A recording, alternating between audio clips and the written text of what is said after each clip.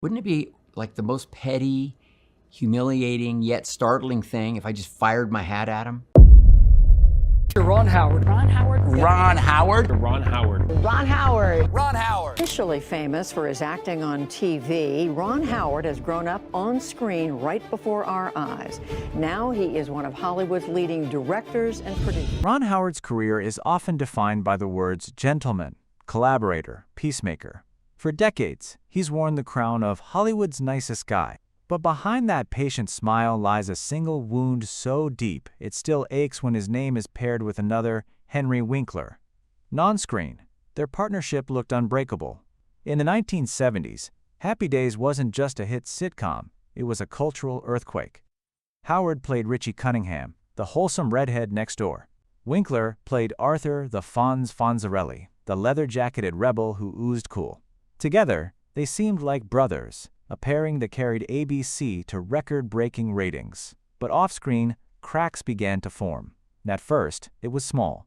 Winkler's Fonz started stealing the spotlight. Audiences cheered his every line, magazines splashed his face across covers, and suddenly the quiet Richie, the show's intended lead, was playing second fiddle. For Howard, who had grown up in the industry, fame wasn't new. But this shift wasn't just professional, it was personal. He felt the show he had been promised as his own was being rewritten in real time, and his friend, the man he once laughed with between takes, was now the face of the phenomenon. And Howard would later admit that jealousy wasn't the heart of it. He could handle sharing fame. What broke him was ego. Winkler, basking in the glow of stardom, allegedly began pushing for more lines, more screen time, more control. The scripts tilted toward Fonzie, and the writers followed the money. Richie Cunningham, once the soul of the show, became a supporting act in his own story. Behind the scenes, Howard's patience wore thin. The atmosphere turned tense. While Winkler relished the adoration, Howard felt his integrity and trust being betrayed. He had signed onto a family show built on ensemble spirit, only to watch it morph into a one-man circus. For someone who values fairness above all else, the shift was unbearable. NTHE breaking point came quietly. By the end of the 1970s, Ron Howard made a bold move. He left acting behind entirely. Instead of chasing more sitcoms or feature roles, he turned to directing, the place where he could build the kind of creative family he'd always wanted. His exit wasn't just career ambition, it was an escape. He walked away not only from Happy Days but also from Winkler, once his closest ally. Years later, both men were asked about their fallout. Winkler often danced around the subject, sometimes hinting at reconciliation, other times avoiding the wound. But Howard? His response was always steady, polite, but firm. He refused to reignite the friendship. To him, the betrayal of Happy Days wasn't just show business. It was personal, the kind of disillusionment you don't forgive easily. And fans for decades hoped for a reunion. They dreamed of Richie and Fonzie standing side by side again, smiling for the cameras, reclaiming the innocence of television's golden age. But Howard never went back. He never returned for spin-offs, never sought a cameo, never allowed nostalgia to rewrite history. The blacklist was written, quietly but permanently. NFOR, a man known for patience. This feud is a reminder that even Hollywood's kindest soul has boundaries. Winkler crossed a line that Howard could not forget. He put ego before trust, spotlight before friendship. In Howard's world, that's the one sin that cannot be forgiven. And so, the story of Richie and Fonzie, once America's most beloved duo, ends not with a warm reunion, but with silence. Ron Howard walked away, and he never looked back. When Ron Howard first set his sights on A Beautiful Mind, he knew the role of John Nash. The troubled mathematical genius whose brilliance teetered on the edge of madness would demand an actor capable of both power and vulnerability. In Russell Crowe, fresh off the triumph of Gladiator, Howard saw his perfect Nash. The pairing promised greatness, a director famous for heart and humanity, and an actor renowned for raw, visceral performances. On paper, it was destiny. In practice, it was chaos. From the moment Crowe arrived on set, his reputation preceded him. He was already known in Hollywood as unpredictable, commanding, mercurial, quick to flare into rage. Howard, the eternal optimist, believed he could tame that storm, that his collaborative style might soften Crowe's edges. But instead, he found himself staring into the eye of a hurricane. and Crow's method acting was extreme. To embody Nash, he insisted on mimicking the mathematician's quirks around the clock. He mumbled equations under his breath, refused casual conversation, and demanded silence during moments when inspiration struck. Crew members whispered that even meals became unbearable, with Crow slipping into character mid-bite, eyes distant, voice brittle with paranoia. At first, Howard encouraged the dedication, but as days stretched into weeks, the atmosphere shifted. What was supposed to be creative immersion became suffocating control. Tension boiled in small, unsettling moments. Crow would bristle at adjustments, rejecting Howard's calm direction with gruff retorts. Scenes stretched into endless takes, not because Howard lacked clarity, but because Crow refused compromise. The crew, long accustomed to Howard's warm, family-like sets, suddenly felt they were walking on eggshells. Whispered jokes disappeared. Laughter between takes dried up. Where there had been camaraderie, there was now fear. Fear of Crow's temper. Fear of Howard's patience snapping. NTHE breaking point came during a pivotal scene in which Nash, gripped by delusion, confronts the ghosts of his imagination. Howard envisioned it intimate, subtle, a slow burn of emotion. Crow, however, wanted fury, grand gestures, and volcanic outbursts. Their visions clashed violently. On set, voices rose, silence fell, and for the first time in his career, Ron Howard, the unshakable calm, lost his composure. Though accounts differ, crew members later admitted it was the closest they had ever seen him come to walking off his own set. And yet, here lies the paradox. The very performance that nearly broke Howard was also the one that earned him glory. Crow's intensity, though maddening, electrified the screen. His Nash was haunting, brilliant, unforgettable. When the film swept the Oscars, including Best Picture and Best Director for Howard, the world cheered their partnership. But behind the curtain, Howard made a quiet decision: never again. In interviews, Howard has always chosen his words carefully. He praises Crow's talent, his power, his undeniable ability to transform a role. But he never romanticizes the process. He never paints the experience as joyful or fulfilling. The compliments are measured, almost clinical, as though acknowledging genius while shielding himself from the memory of the storm. NFOR Howard, the lesson was brutal but clear. Sometimes, brilliance comes at too steep a cost. The film may have been a masterpiece, but the road to get there left scars. Crow, for all his talent, had violated Howard's most sacred value: collaboration. What Howard builds with patience and respect, Crow bulldozed with ego and intensity. In Hollywood, where reputation spread faster than scripts, this unspoken blacklist mattered. Howard, the man who works with anyone, the director who nurtures trust, quietly vowed never to endure that storm again. Russell Crowe gave Ron Howard an Oscar-winning performance. But he also gave him a nightmare, a reminder that not all victories are worth the battlefield they're fought on. By the late 1990s, Ron Howard had built a reputation not just as a director, but as a guardian of order. His sets were known for their calm, their precision, their trust. Yet in Hollywood, not every actor respects boundaries, and no one tested Howard's patience more recklessly than Tom Sizemore. At the time, Sizemore was the kind of actor casting directors craved. He had an edge, a raw magnetism, the ability to play soldiers, gangsters, and troubled men with frightening authenticity. When Howard cast him in Ransom alongside Mel Gibson, it seemed like a smart gamble. Sizemore would bring intensity, Howard would harness it into discipline. But Howard didn't fully grasp the monster lurking beneath, the monster of addiction. From the first days of filming, warning signs emerged. Sizemore was erratic, sometimes brilliant, sometimes absent-minded, sometimes missing altogether. Rumors circulated that his demons followed him everywhere. Late-night parties, missed call times, and eyes clouded by something far darker than exhaustion. On Howard's set, where professionalism was sacred, this behavior wasn't just disruptive, it was poisonous. And Howard, ever patient, tried the gentle approach. He offered understanding, space, second chances. He believed in redemption, in the idea that even the most troubled actor could rise above chaos with the right guidance. But Sizemore's spiral was relentless. One day he would arrive with explosive energy, electrifying his scenes with fire. The next, he'd stumble through lines, distant and hollow. The inconsistency left cast and crew on edge. Every day became a coin toss. Which Sizemore would show up? Tensions escalated during a critical sequence when his character was meant to deliver a performance of menace and precision. Instead, Sizemore drifted, slurring lines, unable to hold focus. Howard, normally a director of infinite patience, found himself repeating instructions, re-explaining moments, begging for concentration. But Sizemore wasn't present. Not truly. What should have been a day's work stretched into nights, eating into budgets, testing tempers. For Howard, whose directing style depends on trust, the betrayal was unbearable.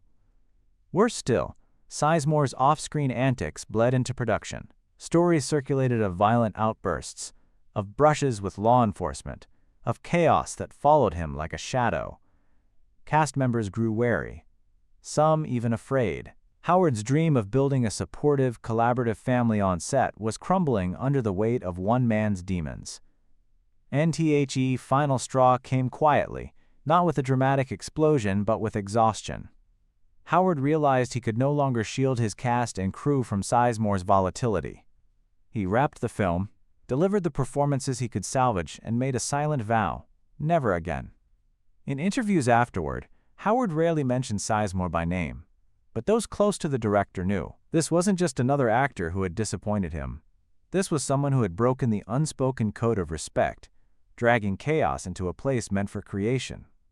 Years later, as Sizemore's career unraveled under the weight of arrests, scandals, and public meltdowns, Howard's instincts seemed prophetic. Hollywood is a place of second chances.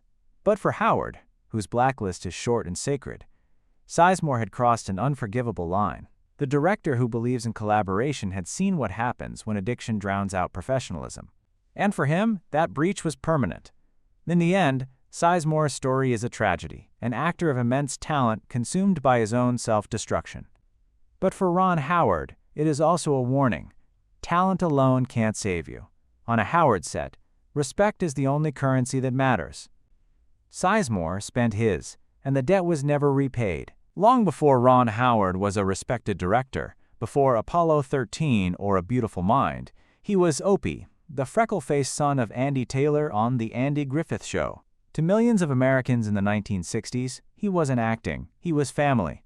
The chemistry on screen felt warm and genuine, as if the small-town world of Mayberry really existed. But behind the laughter and whistled theme song, there was one figure who made young Ron's life more difficult than fans ever realized. Frances Bavier, the actress who played Aunt Bee. NTO viewers, Aunt Bee was the heart of Mayberry, nurturing, gentle, endlessly kind. On screen, she was the maternal anchor of the Taylor household, guiding Opie with affection and wisdom. But off-screen, Bavier was nothing like the character she portrayed. For Ron Howard, barely 6 years old when the show began, the difference was heartbreaking. Aunt Bavier was known for being difficult, even with adults.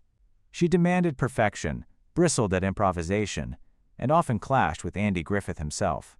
But it was her coldness toward Ron that left a scar. Unlike his castmates, who treated him with warmth and patience, Bavier reportedly viewed Ron not as a child, but as a distraction, someone slowing down her work, a reminder that Hollywood sets were rarely as magical as they appeared.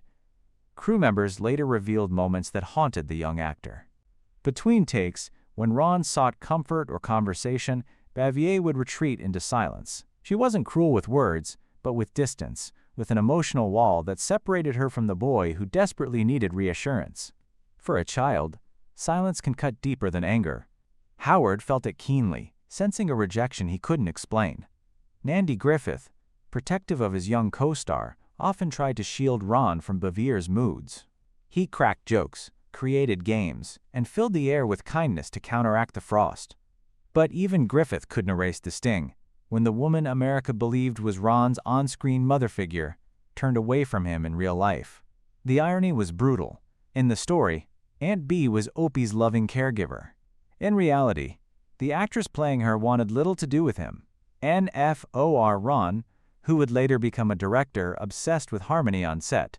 These early wounds were formative. He learned, painfully, what it felt like to be in an environment where trust and warmth were absent. He also learned the importance of protecting young actors, of creating spaces where vulnerability could thrive instead of being crushed. Francis Bavier taught him, by example, what not to be. Their estrangement lasted decades. After the Andy Griffith Show ended, Ron never rebuilt a relationship with Bavier. She retreated into isolation, living a reclusive life in North Carolina. Reports suggest she regretted some of her behavior, even attempting to reconcile with Andy Griffith late in her life, but she never mended the rift with Ron. The distance remained, an unspoken scar from his earliest years in Hollywood. In interviews, Howard has always chosen his words carefully when asked about her. He avoids bitterness, avoids accusations, but his silence speaks volumes. Unlike other castmates he praises with warmth, his comments about Bavier are measured, restrained, as though protecting himself from reopening an old wound. NFOR fans, the revelation is almost unthinkable. Aunt Bee, the gentle soul of Mayberry, was cold to the little boy she was supposed to love. For Ron Howard, the reality was sobering. It was his first lesson in the illusions of Hollywood. How the smiles we see on screen don't always exist when the cameras stop rolling.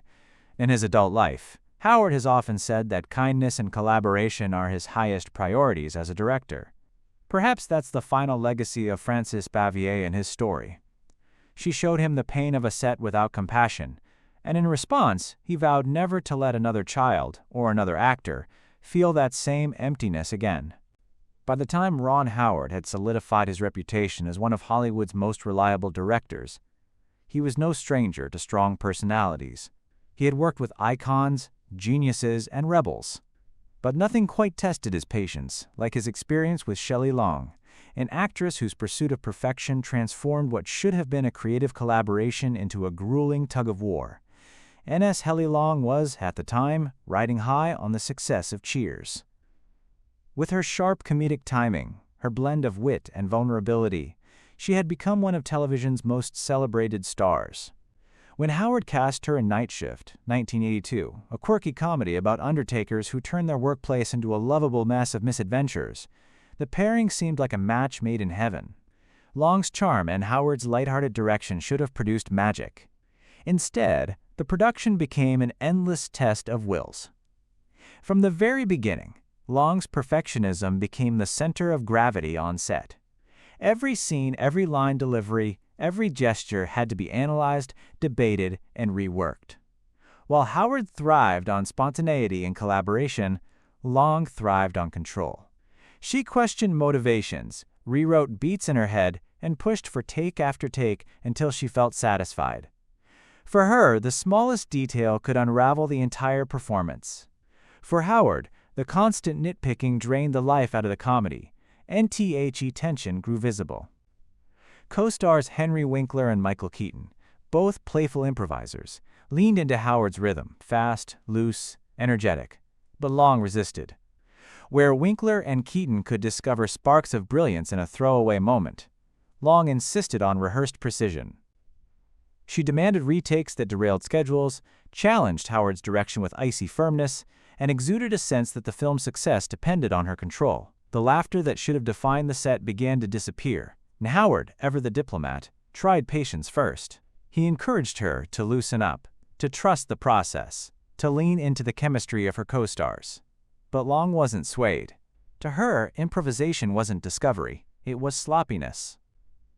Each clash left Howard more drained, forced to balance the comedic chaos of Winkler and Keaton against Long's rigid structure. What was supposed to be fun began to feel like a battlefield of egos. Crew members recalled the atmosphere shifting whenever Long entered a scene. Where Keaton brought spontaneity, she brought tension. Where Winkler smiled and charmed, she dissected and critiqued. The imbalance was undeniable. And for Howard, who believed deeply in building ensembles that felt like family, Long's presence was a constant reminder of how fragile that harmony could be. The final film was released to mixed reception. Night Shift gained a cult following in later years, mostly for Michael Keaton's wild breakout performance. But behind the scenes, the toll was clear. Howard walked away exhausted, frustrated, and vowing never to work with Shelley Long again. To this day, Her name remains one of the rare blemishes on his otherwise glowing record of collaborations. And ironically, Long's perfectionism didn't translate into lasting stardom. Though she was once seen as the heir to Lucille Ball, her career stalled after leaving Cheers. She struggled to maintain her footing in Hollywood, becoming a cautionary tale of talent undone by reputation. Howard, meanwhile, soared, building one of the most respected directing careers of his generation. NFOR Howard, the lesson was sharp. Brilliance can never come at the cost of harmony. On his sets, laughter and trust aren't luxuries. They're the foundation. Shelley Long's relentless pursuit of perfection may have been admirable in theory, but in practice, it destroyed the joy of creation. And for a man like Howard, who values spirit as much as product, that breach was unforgivable. N.S. Shelley Long's chapter in Ron Howard's story is one of frustration, not rage, less a scandal than a sorrow. But it is no less important. She showed him that talent without trust is useless, and perfection without playfulness is poison. And once that line was crossed, Long's name was etched onto Howard's quiet, unspoken blacklist, forever. By 2017, Ron Howard had already earned his place among Hollywood's most dependable directors. When studios needed someone to rescue a troubled production, he was the man they called. And never was that reputation tested more than when Solo: A Star Wars Story began to spiral into chaos. At the heart of the storm were directors Phil Lord and Chris Miller, two filmmakers whose playful, improvisational style clashed violently with Howard's steady professionalism, nearly destroying one of the most beloved franchises in movie history. Lord and Miller were rising stars. Fresh off the success of the Lego Movie and 21 Jump Street, they were known for injecting irreverence into blockbusters, finding comedy where others saw structure. When Lucasfilm handed them the keys to Han Solo's origin story, fans were curious but cautious. Star Wars was sacred ground. Would their winking, joke-heavy style fit? From the very first days of shooting, the answer became obvious. None. Their approach baffled both cast and crew. Scenes meant to capture the grit and swagger of a young Han Solo devolved into endless improvisation. Actors were pushed to ad-lib dialogue, to ignore carefully crafted scripts, to lean into comedy at moments that demanded gravitas. For Alden Ehrenreich, the young actor carrying the impossible weight of stepping into Harrison Ford's shoes, the lack of clear direction was devastating. He struggled to find a consistent tone, while Lord and Miller encouraged experimentation that often left him adrift. Behind the scenes, the crew grew restless. Star Wars productions are machines. Tight schedules, massive budgets, an army of designers, technicians, and artists, moving in lockstep. Improvisation, which might work on a small comedy set, became chaos in the galaxy far, far away. Scenes stretched for hours longer than scheduled. Reshoots piled up, and whispers spread through Lucasfilm that the film was spiraling out of control. And Kathleen Kennedy, the head of Lucasfilm, had seen enough. The experiment was failing, and the risk of tarnishing Star Wars was too great. In a stunning move, she fired Lord and Miller mid-production, a decision that rocked Hollywood. And when it came time to pick up the pieces, she turned to the one man she trusted most: Ron Howard. Howard walked into a battlefield. The film was half finished, the cast demoralized, the crew exhausted, and the budget bleeding. His task wasn't just to direct, it was to rebuild faith. Immediately, he restored order. Improvisation was cut down, scripts were followed, and his calm, professional tone recentered the production. But salvaging Solo meant one thing: throwing out much of what Lord and Miller had built. Entire sequences were reshot, scenes reimagined, and their fingerprints scrubbed from the final cut. NTHE fallout was ugly. Lord and Miller, humiliated, hinted in interviews that their creative freedom had been suffocated, that they had been punished for daring to be different. But Howard, careful as always, chose diplomacy. He never publicly trashed them, never aired the chaos he had inherited. Still, those close to him knew. Their names were etched into his personal blacklist, not out of anger, but out of principle. To Howard, their reckless improvisation had betrayed the spirit of collaboration, risking not just a film, but an entire legacy. In the end, Solo was released to mixed reviews. Some praised its polish, others felt its energy had been neutered. But one truth was clear: without Ron Howard, the film might never have made it to theaters at all. And though he saved the project, the experience left scars. NFOR Howard, Phil Lord and Chris Miller, represented the ultimate professional betrayal, not of him personally, but of the trust a director owes to cast, crew, and story. They gambled with chaos. He paid the price of order. And in Hollywood, where reputations live forever, theirs will never again cross his. When Ron Howard signed on to direct Hillbilly Elegy in 2020, it wasn't just another project. It was personal. The memoir, written by J.D. Vance, chronicled his rise from a troubled Appalachian childhood to Yale Law School, framed as a story of perseverance, family, and survival. For Howard, who had spent his career telling human, compassionate stories, it felt like the perfect fit, a chance to shine a light on forgotten communities with dignity and warmth. But what began as a passion project ended as one of the most bitter betrayals of his career. Howard approached the material with sincerity. He envisioned a film that would cut through stereotypes, that would portray working-class families, not as caricatures but as real, complicated people. Casting Glenn Close and Amy Adams, he created what should have been an Oscar contender. The performances were raw, the cinematography intimate, the story drenched in the kind of humanity Howard had always championed. Yet even before the film's release, controversy swirled, and it all traced back to J.D. Vance himself. In the years between publishing his memoir and Howard adapting it, Vance had transformed. Once positioned as an empathetic voice for struggling Appalachian families, he had shifted into politics, aligning himself with hardline positions and polarizing rhetoric. To many, his book was no longer just a story of survival. It was a manifesto used to score political points. Critics accused him of exploiting his background, turning the struggles of his family and community into ammunition for personal ambition. For Howard, the backlash was devastating. The film he had poured his heart into, intended as a compassionate portrait, was suddenly viewed through a political lens he never intended. Audiences weren't debating the performances or direction. They were dissecting Vance's politics, questioning the morality of even adapting the memoir at all. What should have been Howard's triumphant return to intimate drama became a lightning rod for culture wars. Behind the scenes, Howard reportedly felt blindsided. He had trusted Vance's story, believed in its authenticity, only to watch the author pivot into a figure of division. The betrayal wasn't just professional, it was ideological. Howard had built his career on unity, on telling stories that crossed boundaries. Vance, meanwhile, was using Hillbilly Elegy as a stepping stone into political stardom, leaving Howard holding the baggage of controversy. The fallout was brutal.